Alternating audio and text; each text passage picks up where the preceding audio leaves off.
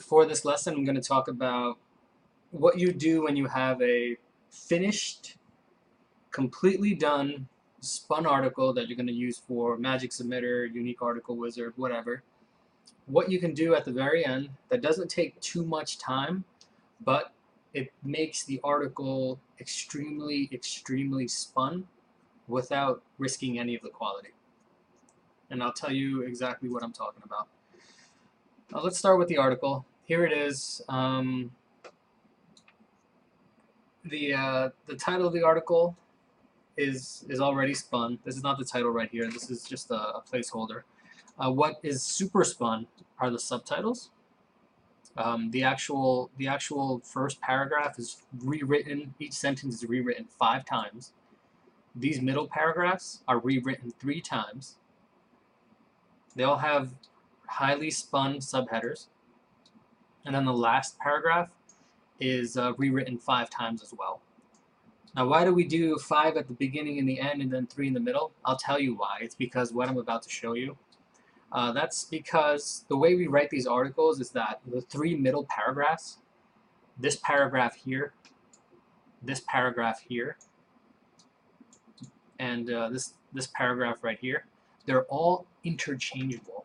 As in, you can mix up the order of them, and it's still going to read perfectly accurately, and it's still going to be fine, and it's going to pass all of the quality measures that we put it through because of the way it's written. It's just written like in a reason by reason basis, so you can mix it up, and that's one way to get really, really unique spins in the middle. Now, how do you do this in a time-effective way, and how do you get as many different iterations as humanly possible? I'll show you. First thing we need to do is just start organizing this. So this is the article.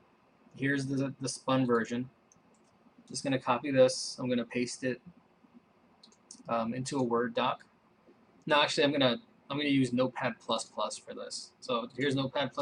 All I did is I copied the spun text and then I put it into Notepad++. Because Notepad doesn't do wrap texting, it's just all sorted by paragraphs, which makes it a lot easier to kind of keep track of.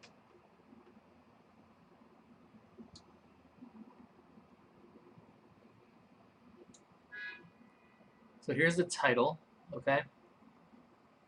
We don't need to worry about that.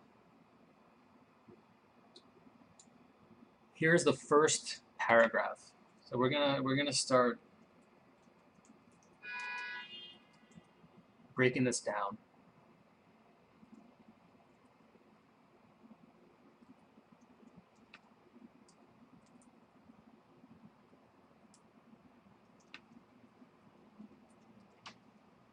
So we're not touching the first paragraph, right? And we're not touching the last paragraph. This is the last paragraph.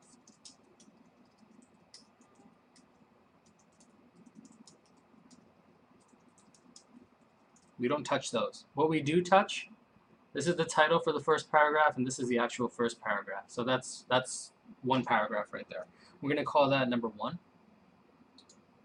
And then right here is the second subheader, and then this is the second paragraph itself. We're going to call that number 2. And here is the third subheader, followed by the third paragraph. We're going to call that number 3. And then finally, the fourth paragraph,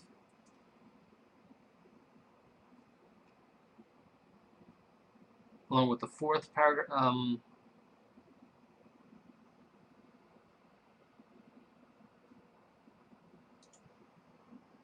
I see what the issue was. This is actually a part of being right up there. So then here's the fourth title on the fourth paragraph. Here's the fifth paragraph, and the fifth title and the fifth paragraph, and then here's the last paragraph. Let's see if that matches up with what we got in Spin Rewriter.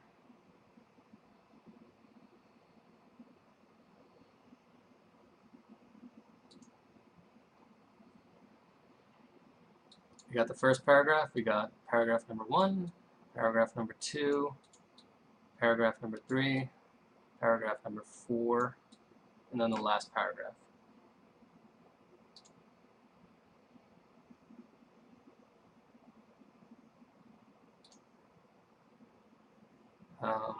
There's 5 here. Let me check on something. Okay, yeah, I think I figured it out. It's just this first paragraph was still broken up. That's because the spacing of the titles was incorrect in the beginning. Um, that's why it's important to just make sure all your spacing is right, and when you're combining different titles together into one title, that there's no extra spaces. So let me just update this to 1, 2, 3, 4. So we have 4 paragraphs, and then 4 paragraphs that we're going to make interchangeable. And the first and last paragraphs are going to stay the same. So how do we do this in a way that's not too complicated and not too many errors? Well, if you're using Notepad++, one of the things that tends to happen is that if you do a search and replace, the search and replace, you can obviously search for one and then just copy what you want and replace it all with the paragraph you want. But the problem with that is you end up with text that is cut off at the end, and Windows doesn't tell you that, so you end up with a bunch of errors that don't work, and I've just found that way of doing it is not effective.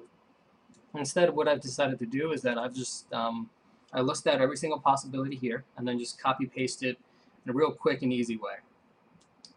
So the possibilities are, there's a bunch of possibilities, probably over 40 or 50 of them, and the way I've done it is that since I've numbered the paragraphs here, 1, 2, 3, 4, why don't I just create numbers here that correspond to the numbers over there? So I could do 1, 2, 3, 4.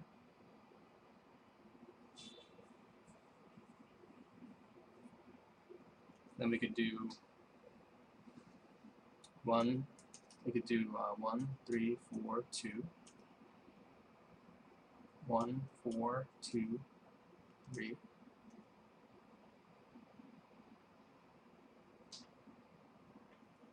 1, 2, 4, 3.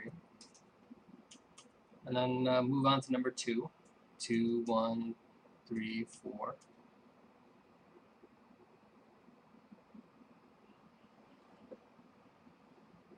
2, 3, 4, 1. 2, 4, 1, 3. 2, 3,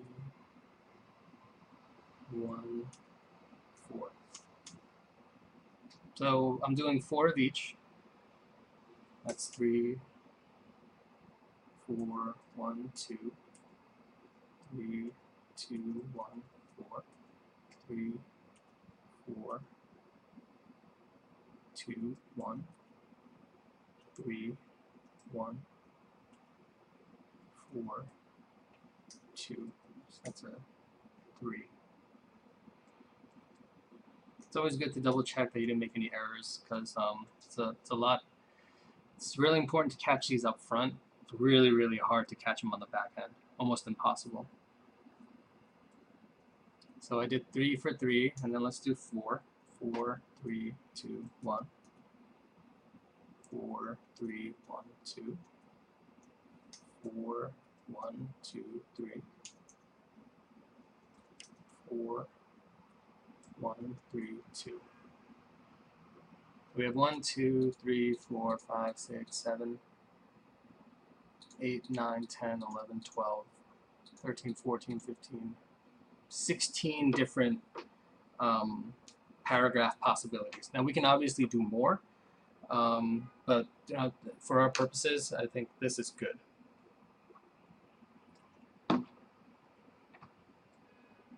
So now what?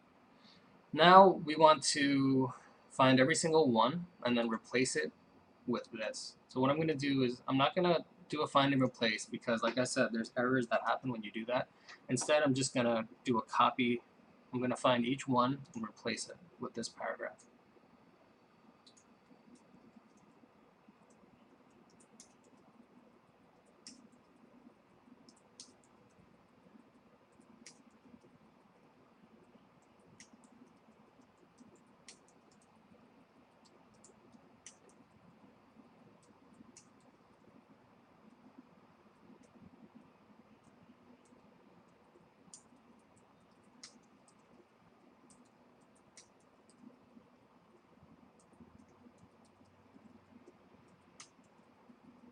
Now this is only taking a few minutes, but it's a lot more organized than doing it, manually. I'm going to do one more thing here, actually. I should have done this probably before I started copy pasting. I'm going to add pikes in between each one of these numbers. And this is to make it easier to tell what's separate and what's together. I think obviously otherwise you can tell it might get a little bit confusing.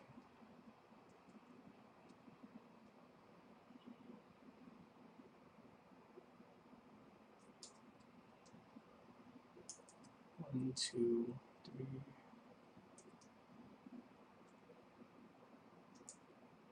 Because remember, what we're doing is we're just like doing a regular spin, open bracket and pike or end bracket. We're just doing it on a much bigger scale where we're actually mixing up different articles, and the way we combine those articles is still by doing the same open bracket, pike, closed bracket approach. It's no different. 2, 3, 4. 4. 1, 2, 3, 4. 1, 2, 3, 4. 1, 2, 3, 4. You can tell why it's important to do this before you start copy pasting, because it just saves you a lot of time. I wouldn't have to do counting or anything. I'm just trying to be extra careful because I know from experience that if you get lazy on any one of these, it takes a lot of time to fix your errors. Okay, here we go. So now I'm going to move on to number 2. Copy. Paste number 2. Anything with the 2, I'm just copying or deleting it and replacing it.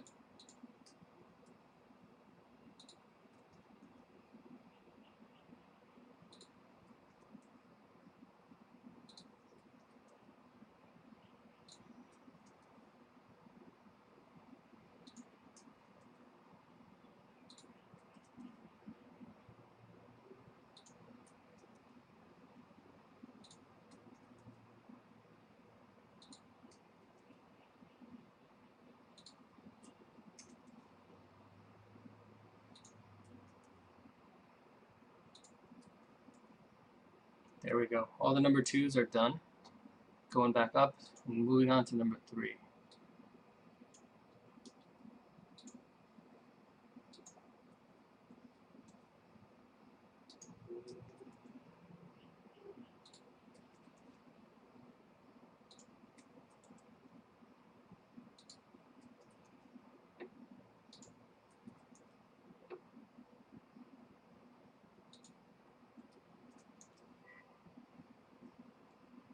Now, the way a lot of plagiarism articles and softwares, the way that they try to see if there's, if it's original content or it's not original content, is that not only will they check the words in the paragraphs, but they'll crawl through the entire article and compare it side by side to another article.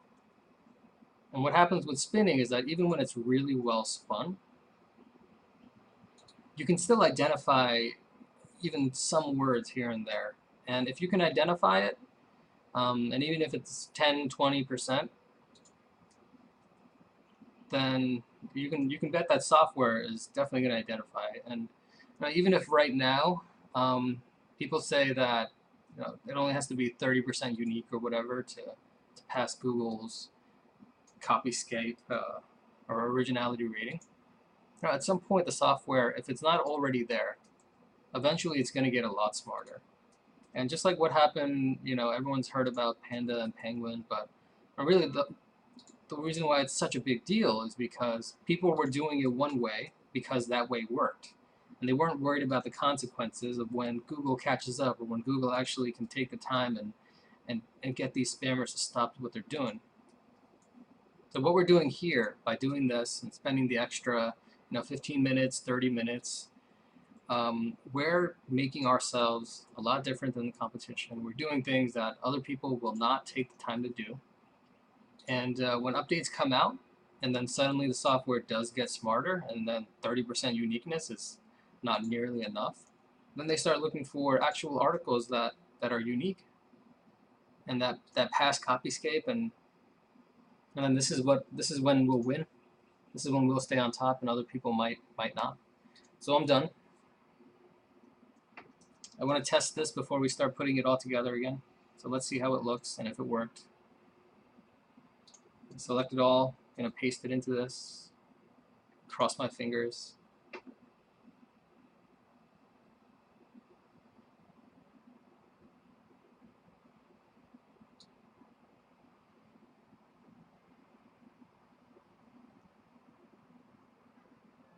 Okay, this middle part looks good. Looks like everything is there.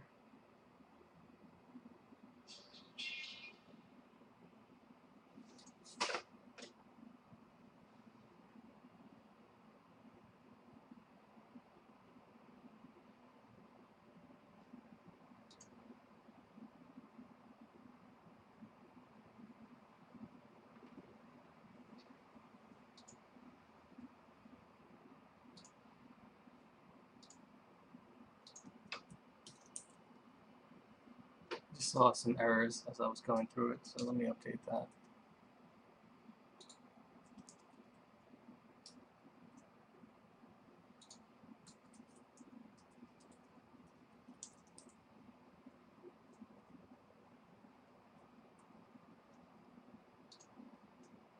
If you see an error, make sure you go back and fix it.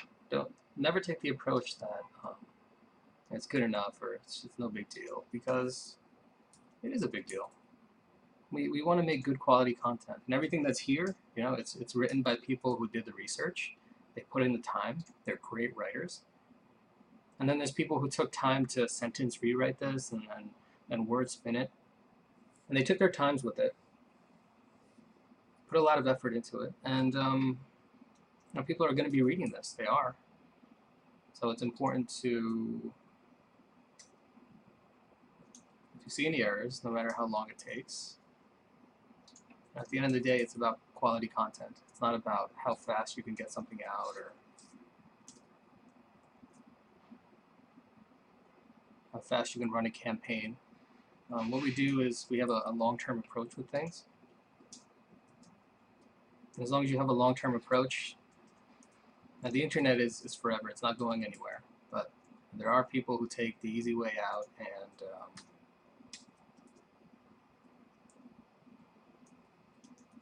those are some of the things we're not doing here. Obviously, I could just do a find and replace for this, but maybe I'll just do that actually, because this is taking a lot of time.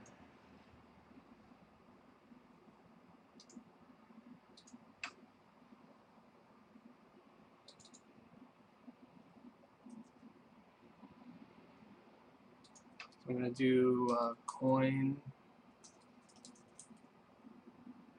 hours. I think coins hours. There's 8 more results. I'm just going to do a find and replace. Coins hours. Little time saving tip there. So let's copy this again. Let's go back to Spin Rewriter.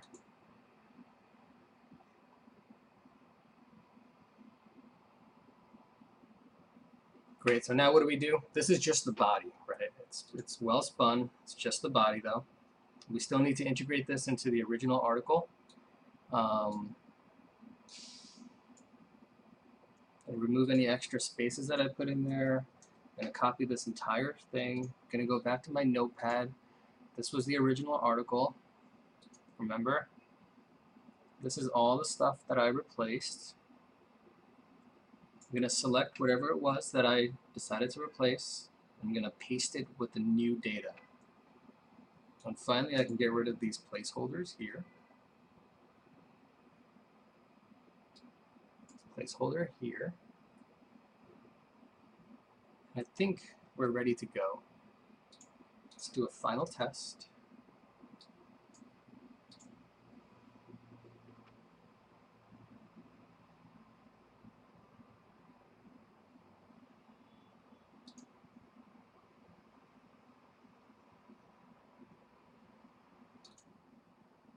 Okay, so what I'm going to show you is what happens with after we did this. So here's a Spun article. Um, the way I check true uniqueness is I go to Article Rewrite Assistant. I don't really use it for spinning just because I use Spinner Chief instead, but they have a really cool feature called Article Compare, where you paste two versions of the article.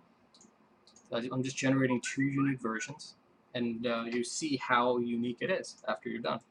Now, when this was without the paragraph, mixing up and the paragraph spinning, and before the subtitle spinning, this was only 65% unique. So get ready. Let's see what the uniqueness will look like now that we've actually gone ahead and did this. 89.4% unique. That's huge. The values that I want to get at on a consistent basis are between 88 and 93 using this method right here, which is very different than any other spinner software you see.